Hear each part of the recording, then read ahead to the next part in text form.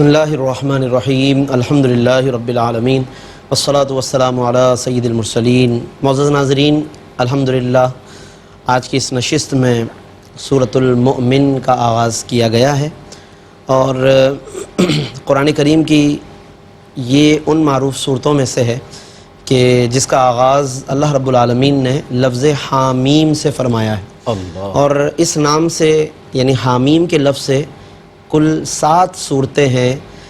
تسلسل کے ساتھ کہ جو اللہ رب العالمین نے اسی لفظ حامیم سے جن کا آغاز فرمایا ہے، اور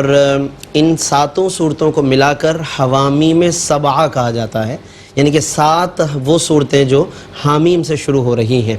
تو یہ پہلی صورت ہے ان حوامیم 7 میں سے کہ جن کو اللہ رب العالمین نے اس لفظ سے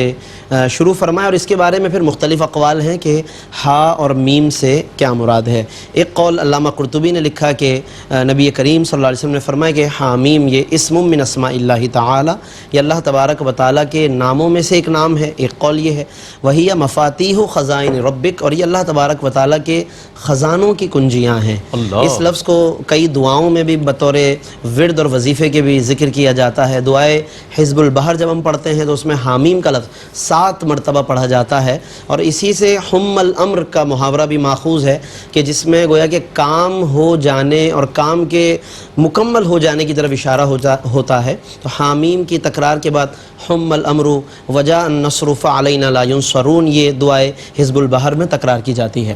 حامیم سے اس کا آغاز ہوا ہے سورۃ المؤمن کا، اور ابتدا میں اللہ رب العالمین نے اپنی کچھ صفات بیان فرمائی اور حمد بیان فرمائی ہے، جس میں فرمایا کہ العزیز العلیم، وہ بہت غالب ہے،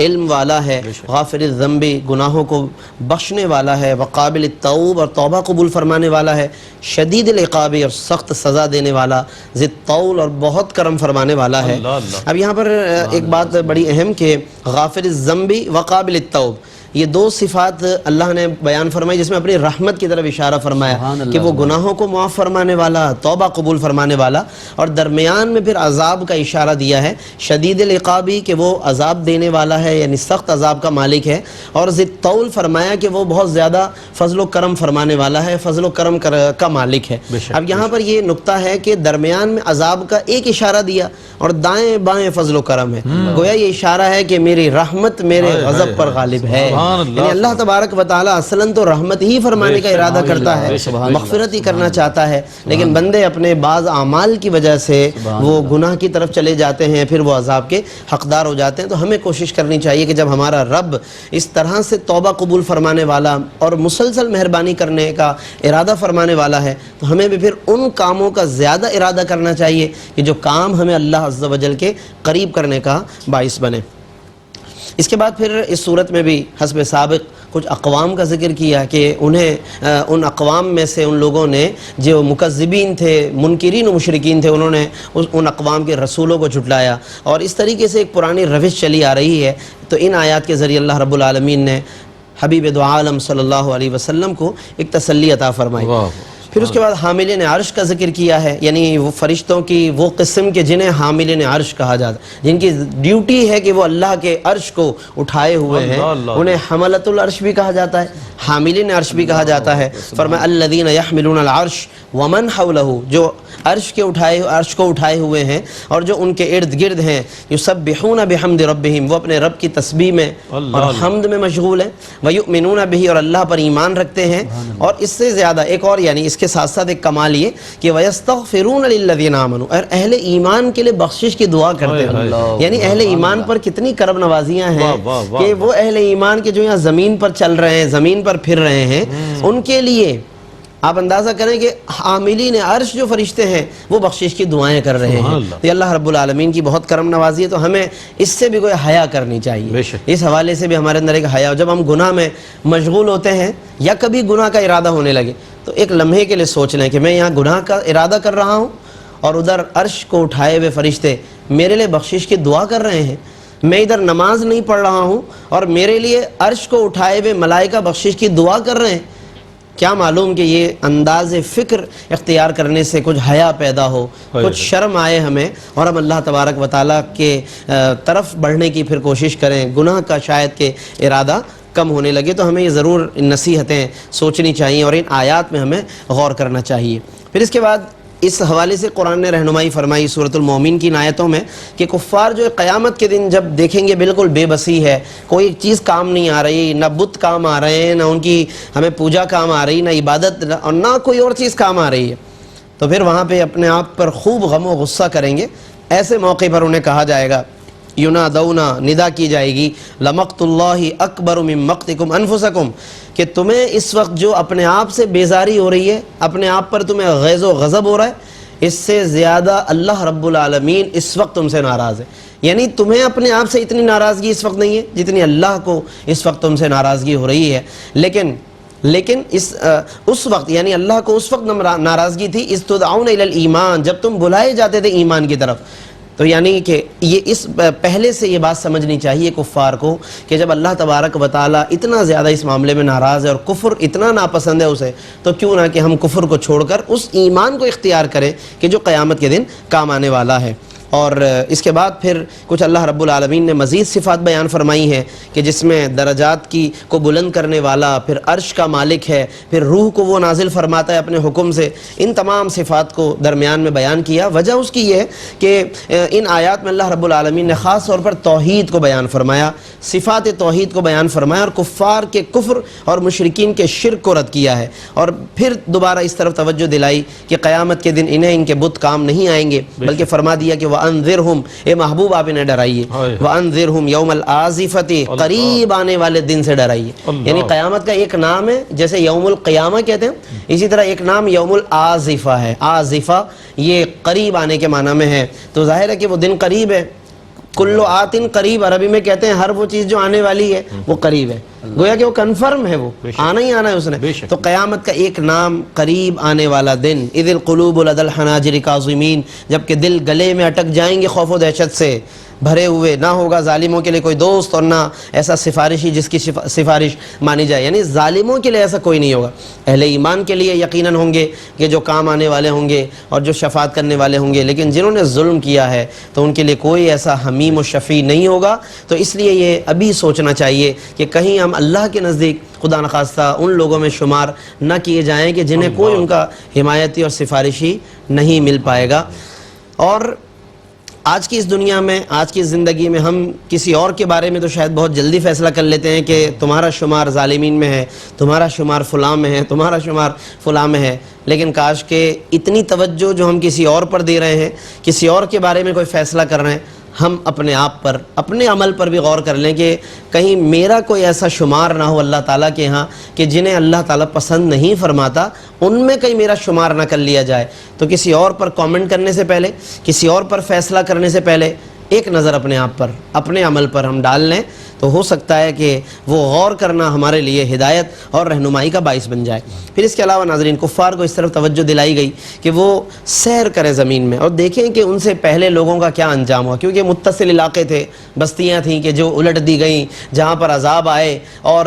اس کے علاوہ ایسے بہت سے واقعات قریبی آبادیوں، بستیوں سے، قریب کے علاقوں، ممالک سے جڑے ہوئے، اور کفار تجارتی سفر کیا کرتے تھے، لیکن بس وہ تو تجارت میں اپنے ایسے مگن تھے کہ ان علاقوں سے گزرتے کہ جہاں پر عذاب آیا، مگر بس گزر جاتے تھے، اور آ کر کے پھر وہی عذاب کا مذاق اڑانا، انبیاء کے اور نبی کے متعلق ایسی باتیں کرنا۔ اللہ نے توجہ دلائی، اولم یسیروا فی الارض، کیا زمین میں سیر نہیں کرتے، فینظروا، بس یہ دیکھیں، کیف کان عاقبۃ الذین کانوا من قبلہم، کہ کیسا انجام ہوا ان لوگوں کا جو ان سے پہلے تھے، اور جو پہلے تھے وہ تھے کیسے، کانوا ہم اشد منہم قوۃ، کہ وہ بڑی طاقتور لوگ تھے، وآثارا فی الارض، اور زمین میں ان کے بڑے چھوڑے ہوئے کئی نشانیاں اور علامتیں بھی تھیں، یہ سب کچھ تھا، مگر اس کے باوجود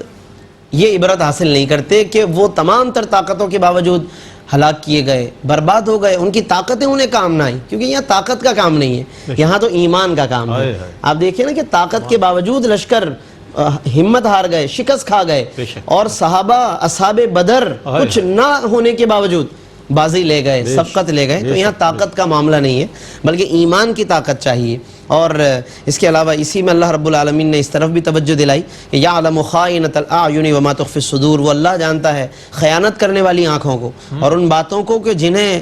دلوں میں لوگوں نے چھپایا ہوا ہے، وہ ان باتوں سے بھی واقف ہے۔ کوئی بھی برا خیال یا قصدن کسی کے بارے میں برا سوچنا، بدگمانی کرنا، دل کے اندر پلنے والی وہ تمام باتیں، کینے سے لے کے حسد تک، حسد سے لے کر کسی کے بارے میں بدگمانی تک، تمام چیزوں کے بارے میں فرما دیا کہ وہ رب جانتا ہے۔ ہمیں شاید یہ اطمینان ہوتا ہے نا میرے برابر والے کو نہیں پتا، ہم خوش ہو جاتے ہیں کہ چنے برابر والے کو نہیں پتا، لیکن اللہ فرما رہا ہے میں تو جانتا ہوں تمہارے دلوں میں کیا چھپا ہوا ہے، تو لہٰذا جب اللہ جانتا ہے تو ہمیں اس بات کا ڈر اور خوف ہونا چاہیے۔ خائنۃ الاعین ایک لفظ ہے یہاں پر ناظرین، آیت نمبر 19 میں سورۃ المومن، خیانت کرنے والی آنکھیں، اس کی مختلف تفاسیر کی گئی ہیں۔ ایک تفسیر بعض مفسرین نے بعض صحابہ کرام کے حوالے سے لکھی کہ خیانت کرنے والی آنکھوں سے مراد یہ کہ کسی غلط چیز کی طرف نگاہ کو اٹھایا کسی نے، غلط چیز کی طرف، یا کسی ایسی عورت کی طرف کہ جس کو دیکھنا اس کے لیے حلال نہیں تھا اور اس نے قصداً اس کی طرف بری نگاہ اٹھائی، یا بے پردگی کی وجہ سے اس نے بد نگاہی میں اپنے آپ کو مبتلا کیا، اور جہاں اس کو کسی نے دیکھتے ہوئے محسوس کر لیا تو اس نے پھر اپنی نگاہیں درست کر لی۔ یہ خیانت ہے کہ اس بندے سے وہ ڈر رہا ہے، اپنے برابر والے سے وہ ڈر رہا ہے کہ یہ نہ دیکھ لے مجھے، لیکن اسے یہ نہیں معلوم کہ مجھے کس سے ڈرنا چاہیے۔ تو وہ اللہ کی ذات ہے کہ جس سے ڈرنا چاہیے اور خوف رکھنا چاہیے۔ آج کل سوشل میڈیا کا غلط استعمال، موبائل انٹرنیٹ کے ذریعے سے گناہوں، بے حیائی، بد نظری، بد نگاہی، ان چیزوں کی طرف لوگوں کا بڑھتا ہوا رجحان، اس کے لیے میں سمجھتا ہوں کہ قرآن کی یہ آیت ہم اپنے منشور کے طور پر اپنے سامنے رکھ لیں کہ یعلم خائنۃ الاعین، وہ رب خیانت کرنے والی نگاہوں کو جانتا ہے۔ اگر ہم صبح و شام اس آیت کو اپنے ذہن میں ایک میسج کے طور پر رکھیں، پڑھیں، ریوائز کریں، تو ہو سکتا ہے کہ ہمارے اندر یہ آیت ایک نصیحت کا باعث بن جائے اور اللہ تبارک و تعالی ہمیں اس حوالے سے رہنمائی عطا فرما دے۔ پھر اس کے بعد ناظرین اس میں خاص طور پر حضرت موسیٰ علیہ السلام کے واقعے کا ذکر ہے، اور اس واقعے میں پھر ایک خاص پہلو کہ جس میں فرعون نے حضرت موسیٰ کی بڑھتی ہوئی مقبولیت سے پریشان ہو کر ان کو شہید کرنے کا ناپاک ارادہ کیا۔ یعنی فرعون پہلے تو اپنے طور پہ طاقت کا استعمال کرتا رہا، دھونس دھمکی کا استعمال کرتا رہا، ڈرانے کا، اور جو وہ کر سکتا تھا، لیکن جب کسی طرح سے وہ کارگر ثابت نہ ہوئی اس کی کوششیں، اور اب دیکھا کہ حضرت موسیٰ کی مقبولیت بڑھتی جا رہی، تو اس نے پھر شہید کرنے کا ناپاک ارادہ کیا۔ تو اس کا کچھ اللہ رب العالمین نے احوال بیان فرمایا، اور کہتا ہے فرعون کہتا ہے کہ ذرونی اقتل موسیٰ، مجھے چھوڑ دو کہ میں موسیٰ کو شہید کر دوں، ولیدع ربہ، اور وہ بھی اپنے رب کو بلا لے۔ یہ انداز جارحانہ، بے باکی اللہ کے مقابلے میں، جبکہ ظاہر ہے کہ اس کے پاس اس وقت نظر آ گیا کہ کتنی طاقت ہے، جب سمندر کی موجوں کے نظر اس کو کیا گیا، کچھ نہ کر پایا وہ، اور وہاں بھی اللہ فرما رہا ہے فَالْيَوْمَ نُنَجِّيكَ بِبَدَنِكَ، کہ ہم تمہارے بدن کو اسی طرح واپس لے آئیں گے سمندر سے۔ باقی سب غرق ہو گئے، فرعون کو ایسے ہی نکال لیا اللہ نے، لِتَكُونَ لِمَنْ خَلْفَكَ آیَةً، تاکہ تمہارا یہ بدن پیچھے والوں کے لیے عبرت کا نشان بن جائے۔ تو دیکھیے کہ اللہ رب العالمین کی قدرت کس طرح سے نظر آ رہی ہے۔ تو اس پر حضرت موسیٰ نے صرف اتنا ہی کہا، جب اس نے قتل کرنے کا منصوبہ بنایا تو حضرت موسیٰ نے کیا خوبصورت بات کہی، انی عذت بربی وربکم، کہ میں اپنے رب اور تمہارے رب کی پناہ میں آتا ہوں، من کل متکبر، ہر متکبر کے شر سے، لا یؤمن بیوم الحساب، کہ جو یوم حساب پر ایمان نہیں رکھتا۔ اس کے بعد ناظرین پھر رجل مومن کا ایک ذکر آ رہا ہے، جس کو انشاءاللہ ہم اگلی گفتگو میں شامل کریں گے۔ اسی مومن کے لفظ ہی پر اس صورت کا نام سورۃ المومن ہے۔ ایک رجل مومن جو فرعون کی قوم سے اس کا تعلق تھا، لیکن دل ہی دل میں وہ اسلام لے آیا، اس کو حضرت موسیٰ کی باتیں سمجھ میں آ گئی، اور وہ دل ہی دل میں شمع توحید اس کے دل میں روشن ہو گئی، فروزہ ہو گئی، اور وہ اندر سے اسلام لے آیا۔ اس نے حضرت موسیٰ کی حمایت کس طرح کی، کیسے قوم کو قائل کرنے لگا، یہ ایک تفصیلی احوال ہے اس رجل مومن کی، کیا تقریریں ہیں، کیا اس کی باتیں، حتیٰ کہ قوم خود اس کی مخالف ہو گئی، اس رجل مومن کو قتل کرنے کے در پہ ہو گئی۔ انشاءاللہ اس کو ہم آگے بیان کریں گے۔ اللہ رب العالمین ہمیں قرآن کریم کی نصائح پر عمل کرنے، اور اس میں بار بار جو ہمارے اخلاقیات سے تعلق ہے، ایمانیہ سے تعلق ہے، اللہ ہمیں ان سب باتوں پر غور کرنے کو سمجھنے کی توفیق عطا فرمائے۔ آمین۔ وآخر دعوانا ان الحمدللہ رب العالمین۔